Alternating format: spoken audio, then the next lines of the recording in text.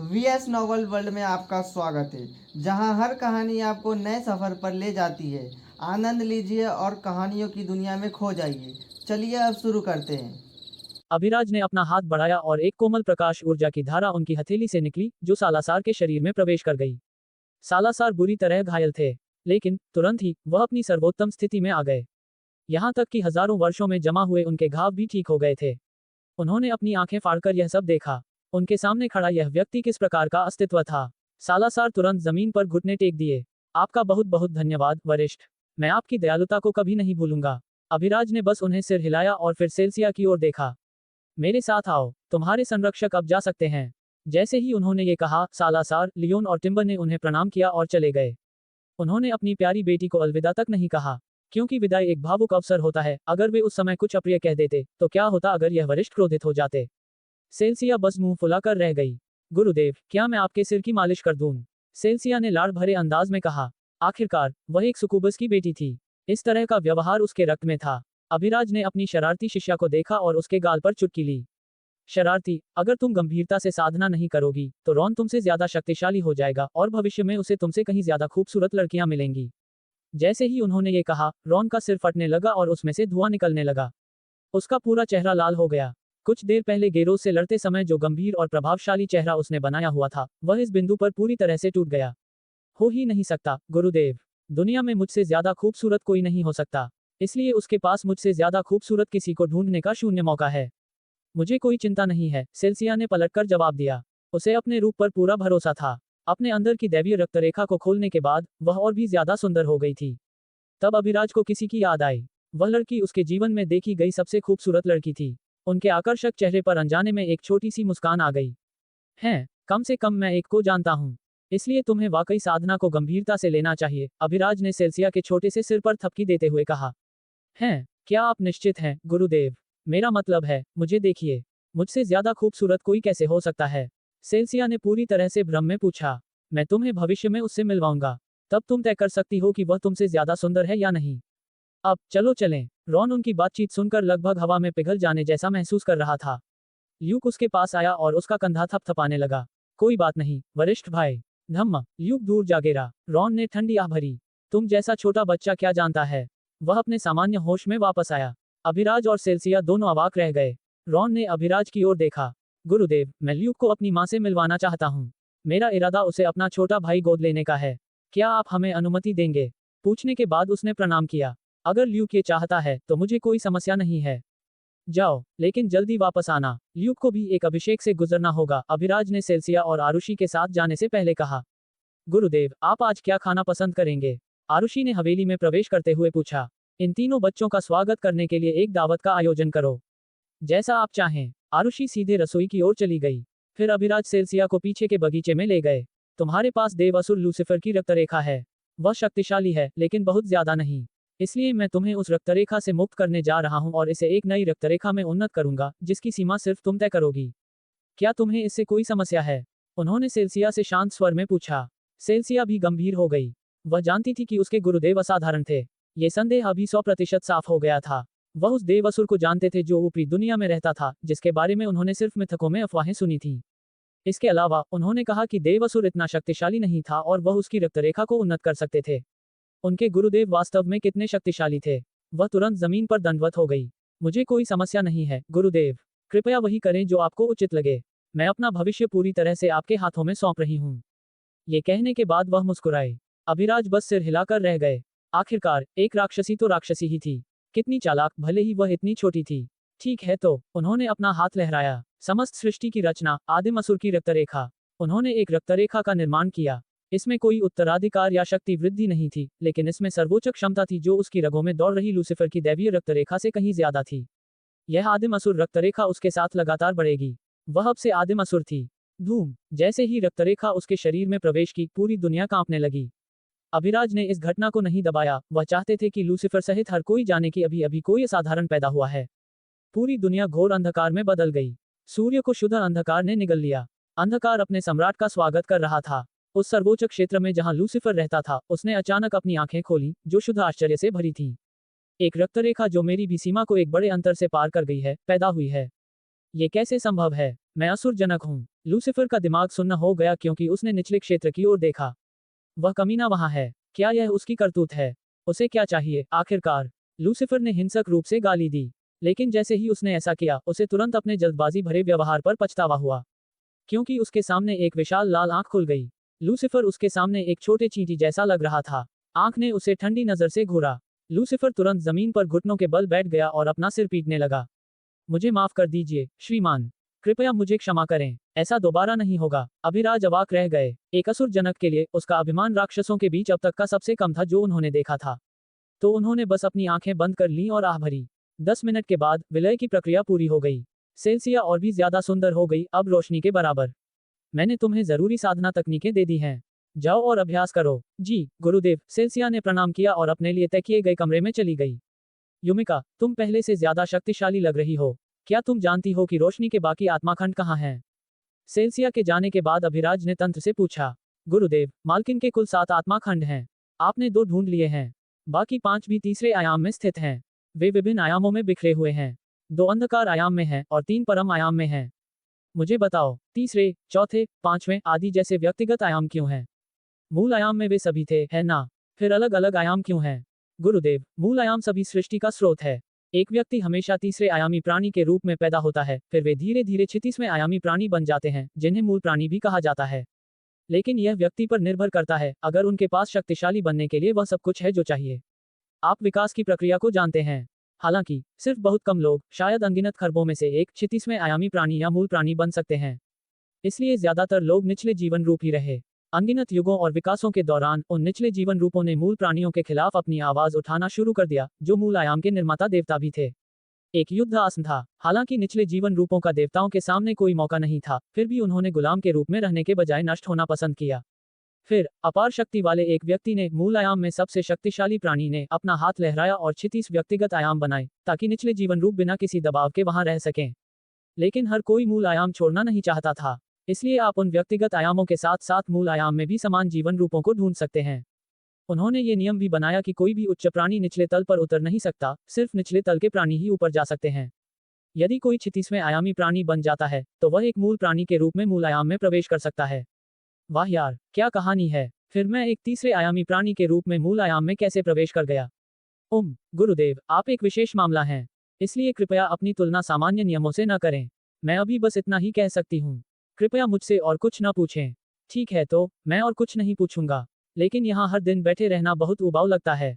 चलो कहीं चलें। फिलहाल मेरा प्रकाश आयाम में प्रवेश करने का कोई इरादा नहीं है। लेकिन एनीमे जैसे कुछ आयाम होने चाहिए, है ना?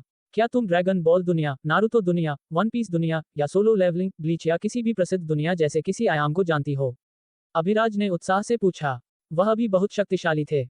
वह अब कुछ रोमांचक दुनियाओं का दौरा कर सकते थे। हालांकि वे एनीमे दुनिया नहीं होंगी, लेकिन कुछ समान होना चाहिए। यदि आप किसी रोमांचक दुनिया में प्रवेश करना चाहते हैं, तो मैं कुछ को जानती हूँ। हालांकि वे मूल आयाम में नहीं हैं, वे सभी उन व्यक्तिगत आयामों में हैं। मैं कुछ दुनियाओं को जानती हूँ जो तीसरे, चौथे और पांचवें आयाम का संयोजन है, कुछ सोलो लेवलिंग दुनिया के समान लेकिन अधिक शक्तिशाली। क्या आप वहां जाना चाहेंगे? अभिराज की आंखें तुरंत चमक उठीं। उनके पास एक छाया सम्राट की प्रतिभा थी, इसलिए वह सोलो लेवलिंग प्रकार की दुनिया का दौरा करना पसंद करेंगे। इसकी शक्ति प्रणाली विशाल थी क्योंकि वहां 5वें आयामी प्राणी थे। एनीमे में अगर कोई तुलना होती, तो जीनो जैसे सभी देवता समान पात्र चौथे आयामी प्राणी होते, और कुछ असाधारण रूप से शक्तिशाली पात्र थे जो योगिरी ताकतवर जैसे लगभग 5वें आयामी प्राणी होने चाहिए। इसलिए यदि तंत्र उन्हें एक रोमांचक दुनिया का स्थान दे सकता है, तो वह निश्चित रूप से वहां जाएंगे और एक नायक के उदय को देखेंगे।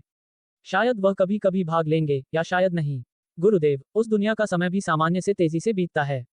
आप वहां 10 साल रह सकते हैं और यहाँ सिर्फ एक दिन गुजरेगा।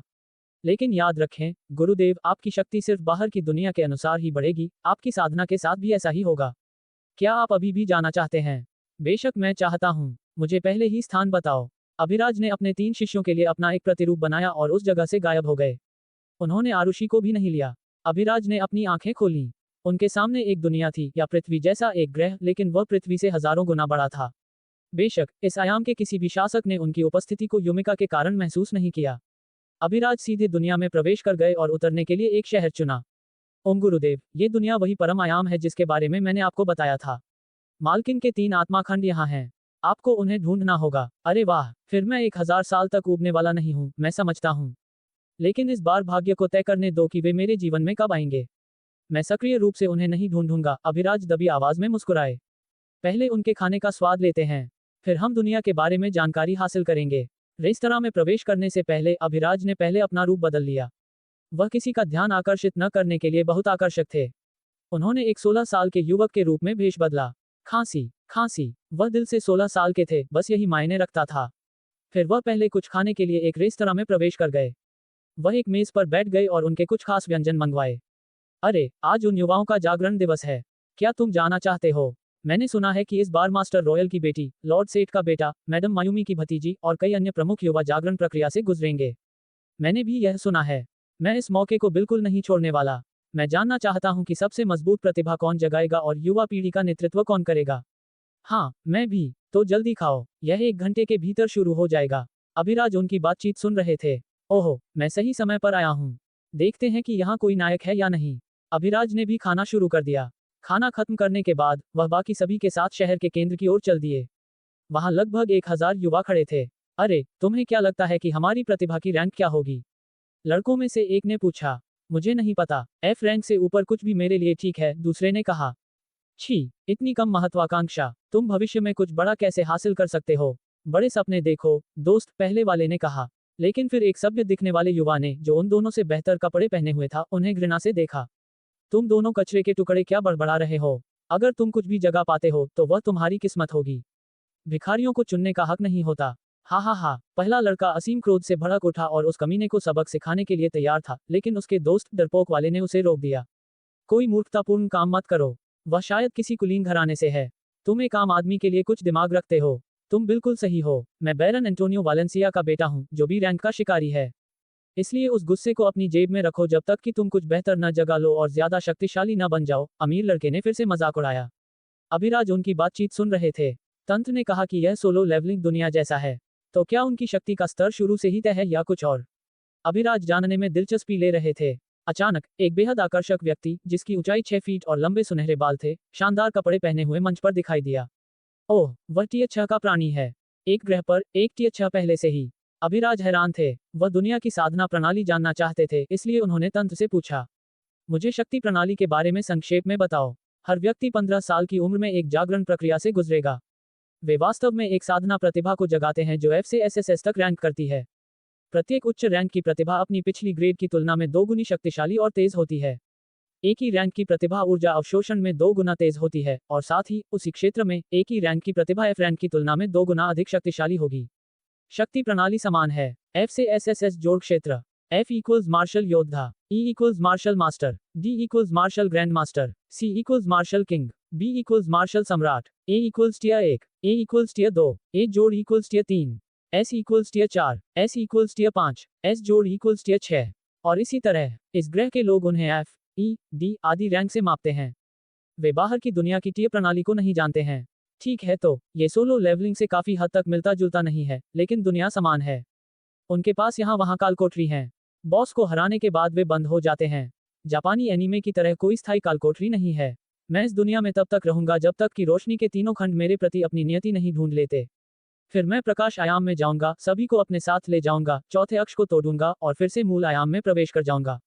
अभिराज ने अपना लक्ष्य निर्धारित कर लिया था। आज वह दिन है जब तुम्हारी नियति बदल जाएगी। मैं तुम सभी को शुभकामनाएं देता हूँ। चलो जागरण समारोह शुरू करते हैं।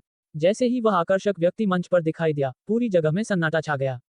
अब जब उसने अपना भाषण समाप्त कर लिया था और नीचे चला गया था, तो सभी युवा, जिनमें दर्शक भी शामिल थे, अपार उत्साह से भर उठे। ओह, वह टीएच6 का प्राणी है। एक ग्रह पर एक टीएच6 पहले से ही। लॉर्ड समल, मुझे विश्वास नहीं हो रहा कि वह व्यक्तिगत रूप से यहाँ आए। एक एस जोड़ रैंक का शिकारी व्यक्तिगत रूप से इस छोटे से शहर के जागरण समारोह में आया है। ये समूह अत्यंत भाग्यशाली है। मैं बहुत ईर्ष्यालु हूँ। दर्शक उनके भाग्य से ईर्ष्या कर रहे थे। समल नाम का व्यक्ति एक कोने में चला गया और शांति से प्रक्रिया का अवलोकन करने लगा। वह यहाँ इसलिए आए थे क्योंकि उन्होंने इस शहर में शादी की थी, जिसके बारे में किसी को नहीं पता था। उनकी साली आज जागरण से गुजरने वाली थी, इसलिए उनकी पत्नी ने उन्हें यहाँ आने के लिए पीछा किया था। मुझे उम्मीद है कि तुम मुझे अपमानित नहीं करोगी। उसने भीड़ में एक खूबसूरत लड़की को देखा। मंच पर 10 आसन थे और हर एक के ऊपर एक स्क्रीन के साथ एक पारदर्शी क्रिस्टल बॉल थी। समल के जाने के बाद एक मध्यम आयु वर्ग का व्यक्ति मंच पर आया। ठीक है, 10 पंक्तियां बनाओ, हर एक में 100 लोग होंगे। फिर एक एक करके आसन के सामने आओ और क्रिस्टल पर अपना हाथ रखो। जोरदार तालियों के साथ जागरण समारोह आधिकारिक तौर पर शुरू हो गया। प्रत्येक पंक्ति में 10 कुलीन बच्चे आगे थे क्योंकि ज्यादातर लोग आम आदमी थे। ये कुलीन उपाधि हर उस शिकारी को दी जाती थी जो साम्राज्य द्वारा बी रैंक तक पहुंच जाता था। आखिरकार 10 कुलीन बच्चे एक साथ आसनों की ओर बढ़े और क्रिस्टल पर अपने हाथ रखे। तुरंत क्रिस्टल एक चकाचौंध कर देने वाली सफेद रोशनी से जल उठे और उतनी ही तेजी से मंद हो गए। B rank, C rank, S rank, B rank, C rank, D rank, B rank, C rank, B rank, C rank. कुलीन बच्चों में शक्तिशाली रक्तरेखाएं दौड़ रही थीं, इसलिए उनमें से ज्यादातर जागृत होंगे और सी रैंक से ऊपर जागृत होंगे, जिसे असाधारण कहा जा सकता है। अरे, क्या मैं सही देख रहा हूँ? वह तीसरा आसन, क्या वह एस रैंक दिखा रहा है? अरे, तुम गलत नहीं देख रहे हो। वह एस रैंक है। हा हा हा, हमारे शहर ने आखिरकार एक एस रैंक की प्रतिभा को जन्म दिया है। हम मशहूर होने वाले हैं। ऊंचे कोने से समैल ने संतुष्टि से सिर हिलाया। वह उनकी साली थी। अब वह गर्व से कह सकते थे कि उन्होंने इस शहर में शादी की है। जिस लड़की ने अभी अभी एस रैंक की प्रतिभा जगाई थी, वह धुंधली आंखों से स्क्रीन को देख रही थी। उसकी आंखें आंसुओं से भरी थीं। वह जानती थी कि वह इतने समय से कितने दबाव में थी। उसकी बहन ने एक एस जोड़ रैंक के शिकारी से शादी की थी और उसके पास ए रैंक की प्रतिभा थी। अगर वह एक शक्तिशाली प्रतिभा नहीं जगा पाती, तो उसकी बहन को उसके पति के परिवार में अपमानित होना पड़ता, क्योंकि उस परिवार ने वर्षों से कई शीर्ष प्रतिभाओं को जन्म दिया था। अरे, क्या वह एरिना रॉयल नहीं है? ईवा रॉयल की बहन। तुम सही कह रहे हो। मुझे याद है कि उसकी बहन ने 6 साल पहले ए रैंक की प्रतिभा जगाई थी और राजधानी के एक बड़े परिवार में शादी की थी। उनके माता पिता वास्तव में कुछ हैं। वह रक्तरेखा जरूर खास होगी। हर कोई एरिना के बारे में बात करने लगा। उन्होंने उन औसत प्रतिभाओं को जगाने वाले दूसरों की परवाह नहीं की। एरिना मंच से नीचे उतरी और एक डरपोक बिल्ली की तरह एक कोने में खड़ी हो गई। एरिना, यहाँ आओ, समैल ने उसे बुलाया। क्या, लॉर्ड समैल की नजर उस पर है? लड़की स्वर्ग में जाने वाली है। कितनी ईर्ष्या हो रही है। एरिना उनके पास गई और उन्होंने उसे अपने बगल में बैठने का इशारा किया। दूसरी ओर समारोह जारी रहा। उन 100 कुलीन बच्चों में से 95 जागृत हुए थे। सिर्फ 5 का भाग्य खराब था और वे जागृत नहीं हो सके। अब आम लोगों की बारी थी। अभिराज अब तक उबे हुए चेहरे के साथ देख रहे थे, लेकिन जैसे ही आम लोगों ने परीक्षण शुरू किया, उन्होंने दिलचस्पी से देखना शुरू कर दिया। क्योंकि ज्यादातर समय नायक आम लोगों में से दिखाई देते थे। एफ रैंक, ई रैंक, 0, 0, 0, सी रैंक। जैसा कि उम्मीद थी, वे सभी नीचे थे। धीरे धीरे पंक्ति खाली होती गई। अचानक अभिराज की आंखें एक आकर्षक युवक पर पड़ीं। वह बहुत शांत और आत्मविश्वासी था। गुरुदेव, वह लड़का एक कायांतरण करता है और उसने किसी प्रकार की साइन इन प्रणाली को जगाया है। प्रणाली मिलने के बाद वह पिछली रात एक पागल कुत्ते की तरह हंस रहा था। ओह, नायक वास्तव में यहाँ है। क्या तुम प्रणाली के स्रोत को जानती हो? हाँ, ये 30वें आयाम से होना चाहिए। कोई आदमी उग गया है और उसने इन प्रणालियों को बनाना शुरू कर दिया है। उसने कुल 5 प्रणालियां बनाई। अन्य 4 इस परम आयाम में नहीं है। ठीक है, उचित है। एक 30वें आयामी प्राणी सचमुच एक देवता, सर्वोच्च देवता, अंतिम देवता है। वह शायद पहले ही अस्तित्व को पार कर चुका है, इसलिए ऊब जाना सामान्य हो सकता है, अभिराज ने प्रणाली के निर्माता के प्रति सहानुभूति व्यक्त करते हुए कहा। धीरे धीरे भीड़ छट गई। जल्द ही उस लड़के की बारी आई। अरे, क्या तुम उस कचरे के टुकड़े को जानते हो? वह मास्टर जीरन का बेटा है, लेकिन वह सिर्फ एक नौकरानी का बच्चा है, इसलिए मास्टर जीरन ने उसे पहचानने से मना कर दिया और उसे बाहर फेंक दिया। अभिराज अवाक रह गए। हर नायक को हमेशा एक कुत्ते की तरह क्यों माना जाना चाहिए? अर्नब, जिसने अपनी मां का अंतिम नाम लिया, धीरे धीरे आसन की ओर बढ़ा। उसने उन कुलीनों की ओर देखा जो इस समारोह को ऊपर से देख रहे थे। मास्टर जीरन भी वहां मौजूद थे। वह उसके लिए नहीं, बल्कि अपने दूसरे बेटे के लिए वहां थे, जिसने ए रैंक की प्रतिभा जगाई थी। वह कान से कान तक मुस्कुरा रहे थे। अर्नब ने उस आदमी की ओर देखा जो उसका पिता होना चाहिए था, लेकिन उस आदमी ने उसे देखा तक नहीं। तुमने अपना आखिरी मौका गंवा दिया, बूढ़े आदमी।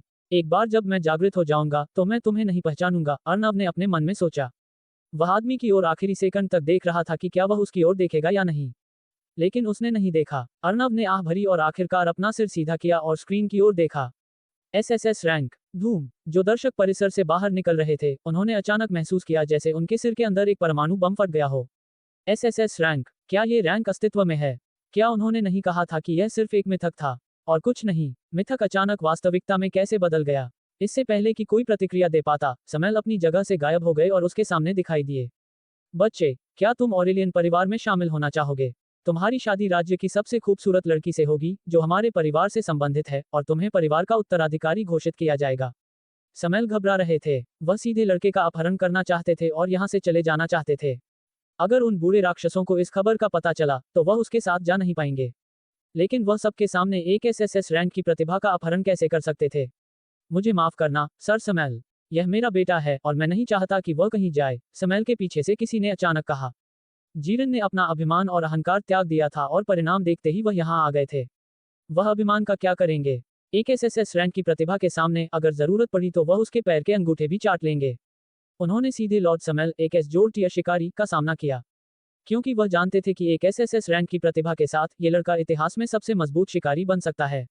अर्नब ने अपने बेशर्म पिता को ठंडी आंखों से देखा। मुझे माफ करना, लॉर्ड समैल, वह झूठ बोल रहे हैं। मैं इस आदमी को नहीं जानता। अर्नब ने तुरंत उसे पहचानने से मना कर दिया। अर्नब, तुम क्या कह रहे हो? तुम अपनी रक्तरेखा को कैसे नकार सकते हो? जीरन एक घायल जानवर की तरह दहाड़ा। अर्नब ने बस उसे एक मजाकिया मुस्कान दी। लॉर्ड समैल, हम किसी बात पर चर्चा कर रहे थे, कृपया जारी रखें। जैसे ही उसने जीरन को पहचानने से मना कर दिया, समैल ने अपना हाथ झटका और जीरन एक चटरे की तरह दूर जा गिरा। वह सिर्फ एक रैंक का शिकारी था, लेकिन इससे पहले कि समैल कुछ कह पाते, आसमान से एक जबरदस्त दबाव आया। समैल का चेहरा अंधेरा हो गया। वे पहले ही पहुंच चुके थे। हालांकि उन्होंने परिवार को पहले ही एक संदेश भेज दिया था और बुजुर्गों से हस्तक्षेप का अनुरोध किया था, उन्हें तब तक उन्हें रोकना होगा जब तक वे यहाँ नहीं आ जाते। समैल ऑरेलियन, तुम अब जा सकते हो। मैं यहाँ से स्थिति को संभालूंगा। दर्शकों में अभिराज उत्साह से रोमांचित हो रहे थे। धत, ये बेहद रोमांचक है। उन्होंने पहली बार अपने तंत्र को जगाने पर इस तरह का उत्साह महसूस किया था। हालांकि समैल इस समय अत्यंत क्रोधित थे, फिर भी उनके चेहरे पर मुस्कान थी जब उन्होंने आसमान में मौजूद व्यक्ति को देखा। वह क्या कर सकते थे? आसमान में मौजूद आदमी एक एसएस रैंक का शिकारी था, उनसे 2 स्तर ऊपर, और दुनिया के सबसे शक्तिशाली प्राणियों में से एक था। लॉर्ड एलिंड्रोस, मेरे पिता ने मुझे इस लड़के को परिवार में ले जाने के लिए कहा है। वे भी यहाँ रास्ते में हैं, समैल ने विनम्रता से कहा। उस आदमी ने ठंडी आह भरी, और समैल पर एक अपार दबाव पड़ा। क्या तुम मेरे आदेश को अस्वीकार करने की हिम्मत कर रहे हो? तुम वापस जा सकते हो। मैं तुम्हारे पिता से बाद में बात करूंगा। समैल जमीन पर गिर गए और खून उगल दिया। हर कोई कांपते हुए शरीर के साथ इस दृश्य को देख रहा था। अभी वे एक सर्वोच्च प्राणी की उपस्थिति में थे जो लॉर्ड समैल को भी एक असहाय बच्चे जैसा दिखा सकता था। समैल पहले से ही दबाव से होश खो रहे थे, लेकिन उसी क्षण दूर से एक और समान दबाव आया। एलिंड्रोस, तुम कमीने, तुमने ऑरेलियन परिवार के किसी व्यक्ति पर हमला करने की हिम्मत कैसे की? हवा में एक अत्यंत आकर्षक मध्यम आयु वर्ग का व्यक्ति, जिसके लंबे चांदी के बाल और एक उन्नत युद्ध सूट था, दिखाई दिया। समैल पर दबाव तुरंत गायब हो गया। उसने मेरे आदेश को सुनने से मना कर दिया। तुम मुझसे क्या करने की उम्मीद करते हो? समैल खड़े हुए और प्रणाम किया। धन्यवाद, दादाजी। क्या मैंने सही सुना? क्या सर समैल ने अभी अभी उस आदमी को दादाजी कहा? क्या इसका मतलब यह नहीं है कि वह ऑरेलियन परिवार के मास्टर, लॉर्ड अलेक्जेंडर ऑरेलियन हैं? लोग आपस में फुसफुसाने लगे, हालांकि ध्यान से पकड़े जाने के डर से। वह मेरे आदेश पर कार्य कर रहा था, और वह लड़का, हमारे ऑरेलियन परिवार ने उसे पहले ढूंढा, इसलिए साम्राज्य के नियमों के अनुसार हम उसे रखेंगे। लेकिन एलिंड्रोस ऐसा व्यक्ति नहीं था जो इतनी आसानी से पीछे हट जाए। किसने कहा कि तुम्हारे परिवार ने उसे पहले ढूंढा? मैं भी यहाँ मौजूद था, तुम्हें पता है, एलिंड्रोस ने मजाकिया अंदाज में कहा। अलेक्जेंडर ने दबी आवाज में गाली दी। क्या कमीना है? उन्हें यकीन था कि यह बूढ़ा लोमड़ी पहले यहाँ नहीं था। वह जरूर पास में रहा होगा, और किसी ने उसे बाद में सूचित किया होगा। अगर वह शुरू से ही यहाँ होता, तो कोई रास्ता नहीं था कि वह समैल को परिवार से संपर्क करने की इजाजत देता। अलेक्जेंडर ने ठंडी आह भरी। यहाँ मौजूद हर किसी ने देखा कि पहले कौन आया। एलिंड्रोस की मजाकिया मुस्कान चौड़ी हो गई। इस छोटे से शहर में इनमें से कौन उनके खिलाफ बोलने की हिम्मत करेगा? क्या ऐसा है? तो हर किसी से पूछो। देखते हैं कि तुम्हारे द्वारा बताई जा रही सच्चाई बताने की हिम्मत कौन करता है, उसने स्पष्ट रूप से उन्हें धमकाते हुए कहा। अलेक्जेंडर सिर्फ चुपचाप गाली दे सकता था, लेकिन उसने उसे कुछ नहीं कहा। उसने भीड़ की ओर देखा। मैं अलेक्जेंडर ऑरेलियन हूँ। अगर कोई मुझे सच बता सकता है, तो मैं तुम्हारी और तुम्हारे पूरे परिवार की रक्षा करने और जीवन भर का धन देने का वादा करता हूँ। क्या कोई इतना बहादुर है जो बोले? एलिंड्रोस हल्का सा मुस्कुराया। निश्चित रूप से, तुम उन्हें उनकी बाकी पीढ़ियों और उनके सभी रक्तरेखाओं के लिए भी संरक्षित करोगे, उन्हें अपने पारिवारिक जागीर के भीतर रखोगे। क्या मैं सही हूँ? एलिंड्रोस, तुम कमीने, तुम आम लोगों को धमकाने की हिम्मत कैसे करते हो? साम्राज्य में ऐसा करना सख्ती से मना है। क्या तुम चाहते हो कि मैं एक रिपोर्ट दर्ज करूं? अलेक्जेंडर अब बेताब थे। वह एक एसएसएस रैंक की प्रतिभा को अपने हाथों से फिसलने नहीं दे सकते थे। अगर वह उनका आखिरी सहारा बन गया तो वह एलिंड्रोस से लड़ेंगे भी। एलिंड्रोस ने ठंडी आह भरी, लेकिन कोई जवाब नहीं दिया। दूसरी ओर, नायक अर्नब पूरे दृश्य को तीव्र उत्साह के साथ देख रहा था। उसे परवाह नहीं थी कि वह किस परिवार के साथ समाप्त होगा। वह किसी भी तरह से जाने में खुश होगा। वह उन नायकों की तरह नहीं था जो कुछ ऐसा कहेंगे, मेरा भाग्य मेरे हाथों में है और मैं अपना रास्ता खुद बनाऊंगा। मैं किसी गुट में शामिल नहीं होना चाहता। इस तरह की बकवास। वह इतना हास्यास्पद कुछ कहकर हर जगह दुश्मन नहीं बनाना चाहता था। कोई और भी था जो उतने ही, अगर ज्यादा नहीं, उत्साह के साथ दृश्य को देख रहा था। श्रीमान, मैंने देखा कि क्या हुआ। अगर आप अपना वादा निभाते हैं, तो मैं एक आधिकारिक बयान देने को तैयार हूँ। जैसे ही उन्होंने वह आवाज सुनी, पूरी भीड़ जम गई। ये बेवकूफ कौन है? देवताओं के काम में अपनी नाक डालने की हिम्मत कर रहा है। क्या उसने जीने की इच्छा खो दी है? क्या उसका कोई परिवार या दोस्त नहीं है? जैसे ही अभिराज बोले, भीड़ में अनगिनत प्रतिक्रियाएं भर गईं। अलेक्जेंडर को लगा जैसे उन्हें समुद्र के बीच में एक तिनका मिल गया हो, जबकि एलिनड्रोस को लगा जैसे किसी ने उनके खाने में एक मच्छर फेंक दिया हो। हर कोई आवाज की दिशा की ओर मुड़ा। उन्होंने देखा कि लगभग 16 साल का एक युवक, एक साधारण उपस्थिति के साथ, वहां खड़ा था, निर्दोष और शांत दिख रहा था। अलेक्जेंडर अपनी जगह से गायब हो गए और तुरंत अभिराज के बगल में दिखाई दिए। उन्हें डर था कि अगर उन्होंने एक पल के लिए भी संकोच किया तो एलिनड्रोस उनके खिलाफ कार्रवाई कर सकते हैं। बच्चे, क्या तुम सच कह रहे हो? तुम अपना आधिकारिक बयान देने को तैयार हो? अलेक्जेंडर ने अपनी आवाज में आशा के साथ पूछा। हाँ, श्रीमान, मेरा दुनिया में कोई परिवार या दोस्त नहीं है। मेरी कोई पृष्ठभूमि भी नहीं है। इसलिए मुझे डरने के लिए कुछ नहीं है। मेरे पास सिर्फ एक एफ ग्रेड की प्रतिभा है, इसलिए मैं वैसे भी साधना में बहुत आगे नहीं जाऊंगा। अगर आप अपना वादा निभाते हैं, संसाधनों के साथ मेरी साधना का समर्थन करते हैं और मेरी रक्षा करते हैं, तो मैं अपना आधिकारिक बयान देने को तैयार हूँ। अभिराज इस नाटक में शामिल होने का मौका नहीं छोड़ना चाहते थे। वह यहाँ सिर्फ थोड़ा मजा करने आए थे। मैं अपना वादा निभाने का वादा करता हूँ, बच्चे। मैं तुम्हें ऑरेलियनों में से एक भी बनाऊंगा। तुम्हें अपने जीवन में किसी भी चीज के बारे में चिंता नहीं करनी पड़ेगी, अलेक्जेंडर ने एक उज्ज्वल मुस्कान के साथ कहा। एलिनड्रोस ने अपनी मुट्ठी कसकर भींच ली। उन्हें उम्मीद नहीं थी कि इस तरह का एक परेशान करने वाला कचरे का टुकड़ा यहाँ मौजूद होगा। बच्चे, मेरे पास एक दवा है जो तुम्हारी प्रतिभा को 2 स्तर ऊपर उठा सकती है और इसे डी रैंक बना सकती है। कुछ भी कहने से पहले सोच लो, एलिनड्रोस ने अपना अंतिम पत्ता खेलते हुए कहा। वह उन गरीब कमभक्तों के प्रकार को जानता था जो सिर्फ एक ऐसे खजाने की एक झलक के लिए अपना मन बदल लेंगे जिसे उन्होंने पहले कभी नहीं देखा था। वह फिर से मुस्कुराने लगा। अलेक्जेंडर ने अपनी मुट्ठी कस ली। वह जानते थे कि एलिनड्रोस के पास वास्तव में ऐसी दवा थी, और अगर लड़के ने अब अपना मन बदल लिया तो वह कुछ नहीं कह पाएंगे। अभिराज ने एलिनड्रोस की ओर देखा और अपना गला साफ किया। मैं एक सच्चा व्यक्ति हूँ, श्रीमान। एक बार जब मैं सच बोलने का फैसला कर लेता हूँ, तो मैं झूठ नहीं बोलूंगा।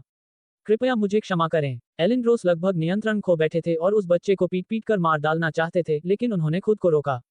अलेक्जेंडर, क्या तुम्हें वास्तव में लगता है कि इस तरह के कचरे के टुकड़े का साम्राज्य में कोई मूल्य है? कौन उस पर विश्वास करेगा?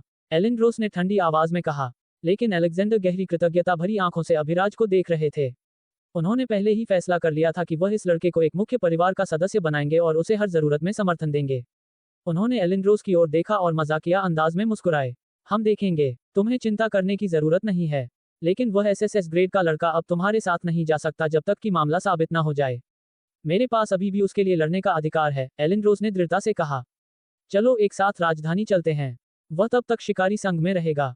तुम्हारा क्या कहना है? एलिनड्रोस ने ठंडी आह भरी लेकिन आगे कोई बहस नहीं की।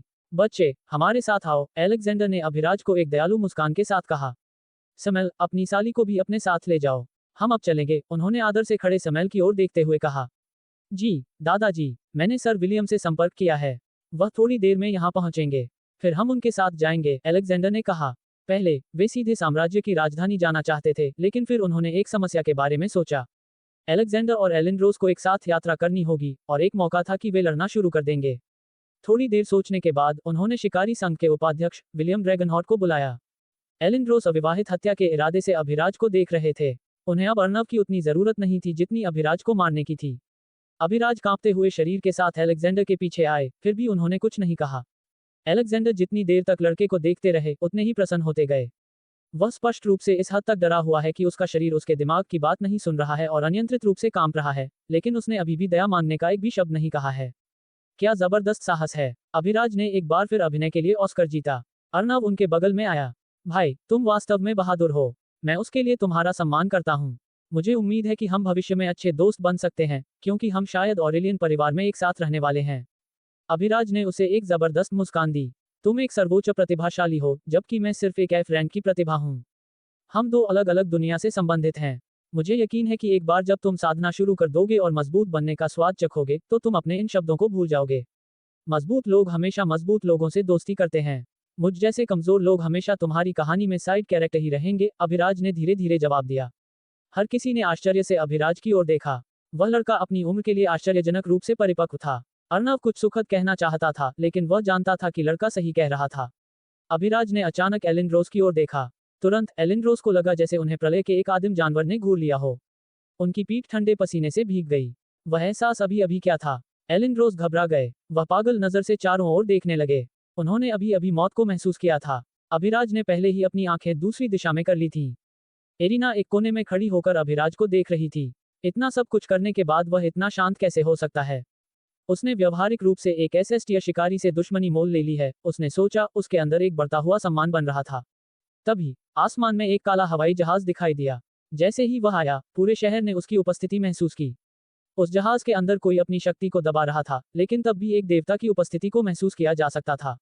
अंतरिक्ष यान का दरवाजा खुला और एक मध्यम आयु वर्ग का व्यक्ति, जिसके लंबे चांदी के बाल, जबरदस्त आकर्षण और एक सफेद युद्ध कवच था, बाहर निकला। उसने अपने हाथ अपनी पीठ के पीछे रखे और हवा में एक कदम बढ़ाया। वहां मौजूद सभी शिकारियों ने तुरंत महसूस किया जैसे उनके कंधों पर एक पहाड़ उतर आया हो, जिसमें अलेक्जेंडर और एलिंड्रोस भी शामिल थे। दो लोग उनकी बगल में खड़े थे, उनके चेहरे युद्ध सूट के नीचे ढके हुए थे, फिर भी उनकी उपस्थिति भी अलेक्जेंडर और एलिंड्रोस की तुलना में कहीं ज्यादा महान थी। साइट पर मौजूद हर किसी ने तुरंत प्रणाम किया। हम उपाध्यक्ष का स्वागत करते हैं। हमारे अनुरोध पर यहाँ आने के लिए धन्यवाद, अलेक्जेंडर ने विनम्रता से कहा। विलियम बस मुस्कुराए। अलेक्जेंडर, तुम और एलिंड्रोस दोनों साम्राज्य के साथ साथ शिकारी संघ के भी स्तंभ हो। इसके अलावा तुम दोनों के परिवारों ने वर्षों से भारी योगदान दिया है। बेशक मुझे व्यक्तिगत रूप से आना पड़ा। इसके अलावा कोई ऐसा है जिसने मुझे तुमसे ज्यादा यहाँ आकर्षित किया? उन्होंने अर्नव की ओर देखा। अलेक्जेंडर घबराने लगे। अगर उपाध्यक्ष ने उसे अपनी शरण में लेने का इरादा किया तो वह कुछ नहीं कर पाएंगे। आखिरकार वह एक एसएसएस रैंक का शिकारी था। विलियम ने घबराए हुए अलेक्जेंडर की ओर देखा और जोर से हंसे। चिंता मत करो, मैं उसे तुमसे छीनूंगा नहीं। अब वह व्यक्ति कहाँ है जो एक आधिकारिक बयान देने के लिए सहमत हुआ? अलेक्जेंडर ने अभिराज की ओर देखा।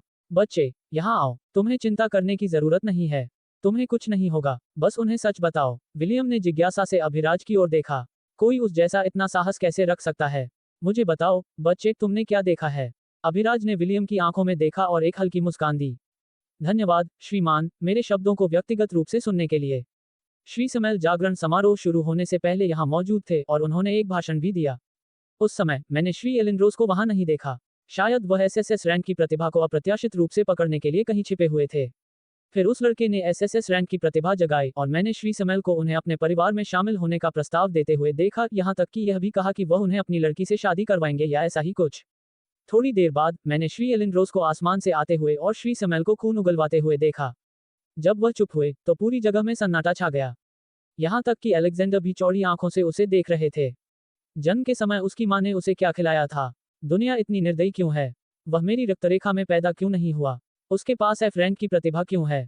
क्यों? समैल, एरिना और अर्नव उसे ऐसे देख रहे थे जैसे उन्होंने एक भूत देख लिया हो। अर्नव ने अपने मन में सोचना शुरू कर दिया।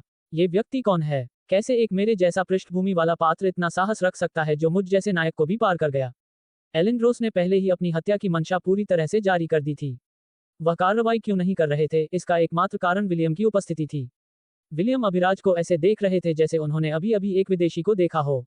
मुझे बताओ, बच्चे, तुम्हारा आत्मविश्वास कहाँ से आ रहा है? सर अलेक्जेंडर ने मेरी सुरक्षा की गारंटी दी। वह श्री एलिंड्रोस के बराबर हैं, इसलिए मैं उनके सामने मारे जाने से नहीं डरता। बेशक श्रीमान, अगर आप कार्रवाई करते हैं तो मुझे आपके सामने अपना जीवन बिछाना होगा, क्योंकि मुझे नहीं लगता कि कोई भी यहाँ मेरी रक्षा कर पाएगा। लेकिन मैं श्री एलिंड्रोस से नहीं डरता। मैं ऑरेलियन हाउस में प्रवेश करूंगा और फिर कभी बाहर नहीं जाऊंगा, क्योंकि सर अलेक्जेंडर मेरी जरूरतों का ध्यान रखेंगे। इसलिए श्री एलिंड्रोस के पास मुझे मारने का 0% से भी कम मौका है। हा हा हा हा हा। अलेक्जेंडर और विलियम दोनों जोर से हंसे। बच्चे, तुम उस बूढ़े लोमड़ी पर बहुत ज्यादा भरोसा कर रहे हो। तुम्हारा क्या कहना है? मेरे परिवार में शामिल होने के बजाय कैसा रहेगा? मैं भी तुम्हारी रक्षा कर सकता हूँ और तुम्हारी जरूरतों को पूरा कर सकता हूँ। वे नहीं जानते थे क्यों, लेकिन अभिराज में उनकी साधारण दिखने के बावजूद एक अप्रतिरोध्य आकर्षण था। उनके बोलने का तरीका और उनका आत्मविश्वास दोनों ही प्रशंसनीय थे। अलेक्जेंडर का चेहरा अंधेरा हो गया, हालांकि उन्हें नहीं पता था क्यों। भले ही वह अर्नव एसएसएस रैंक की प्रतिभा को जीत रहे थे, जब उन्होंने सुना कि लड़के ने उपाध्यक्ष की आंखें पकड़ ली हैं, तो उन्हें अजीब तरह से दुख महसूस हुआ। लेकिन श्रीमान, मैंने श्री समैल को ये कहते हुए सुना कि राज्य की सबसे खूबसूरत लड़की ऑरेलियन हाउस से है और वह उसे उस भविष्य के शक्तिशाली व्यक्ति से शादी करवाएंगे। लेकिन क्या होगा अगर लड़की उसे अस्वीकार कर दे? क्या मेरे पास तब कोई मौका नहीं होगा? अभिराज ने मुस्कान के साथ कहा। पहले से ही अलेक्जेंडर और समैल से रोशनी के कर्मिक धागे को महसूस कर रहे थे। उनका इरादा सक्रिय रूप से उसे ढूंढने का नहीं था, लेकिन उनकी सहज प्रवृत्ति ने उन्हें बताया कि रोशनी की एक आत्मा ऑरेलियन हाउस में थी। ये जानने के बाद वह वहां नहीं जाते, ऐसा हो ही नहीं सकता। हा हा हा हा हा। बच्चे, मुझे यकीन है कि तुम्हारी माँ ने तुम्हें जन्म के समय ड्रैगन का जिगर खिलाया था। मैं तुम्हें उस परिवार की शरारती लड़की को प्रणय निवेदन करने के लिए शुभकामनाएं देता हूँ। अलविदा। तुम्हें संग जाने की जरूरत नहीं है, वह लड़का ऑरेलियन हाउस जाएगा। श्रीमान, अभी अभी उसने सबके सामने मेरा अपमान किया। मैं उस लड़के का जीवन चाहता हूँ, एलिंड्रोस ने शांत आवाज में कहा। निश्चित रूप से, अगर तुम ऑरेलियन परिवार के साथ बातचीत कर सकते हो, तो आगे बढ़ो। मैं उस मामले से बाहर हूँ, विलियम ने अपने हवाई जहाज में कदम रखने और आसमान में गायब होने से पहले कहा। अलेक्जेंडर भी सबके साथ गायब हो गए। वह लिंड्रोस के फिर से उन पर और बकवास करने का इंतजार नहीं करने वाले थे। युमिका, तुम्हें क्या लगता है, रोशनी का कौन सा व्यक्तित्व इस बार होगा? धन्यवाद दोस्तों, अगर कहानी अच्छी लगी हो तो लाइक करें और नई कहानियों के लिए VS नॉवल वर्ल्ड को सब्सक्राइब ज़रूर करें। मिलते हैं अगली कहानी में।